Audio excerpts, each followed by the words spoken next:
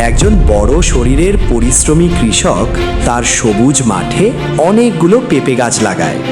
প্রতিদিন সে মাঠে পানি দিয়ে গাছগুলোর যত্ন নেয়।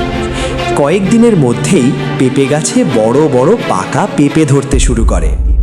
কৃষক খুব খুশি হয়ে গাছ থেকে পেঁপে তুলে ঝুড়িতে ভরে বাড়িতে নিয়ে যেতে থাকে।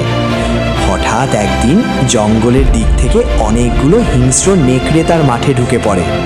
তারা পেঁপে খেতে শুরু করে এবং পেঁপে গাছগুলো উপড়ে ফেলতে থাকে। কৃষক ভয়ে নিজের ছোট ঝোপড়ির ভেতর লুকিয়ে সব কিছু দেখছিল। তারপর কৃষক দ্রুত ফোন করে রেস্কিউ টিমকে খবর দেয়। কিছুক্ষণের মধ্যেই রেস্কিউ টিম গাড়ি নিয়ে এসে সব নেকড়েগুলোকে ধরে খাঁচায় ভরে নিয়ে যায়। সব বিপদ চলে যাওয়ার পরেও কৃষক বসে বসে কাঁদতে থাকে, কারণ কেউই তার ভিডিওতে লাইক আর সাবস্ক্রাইব করেনি।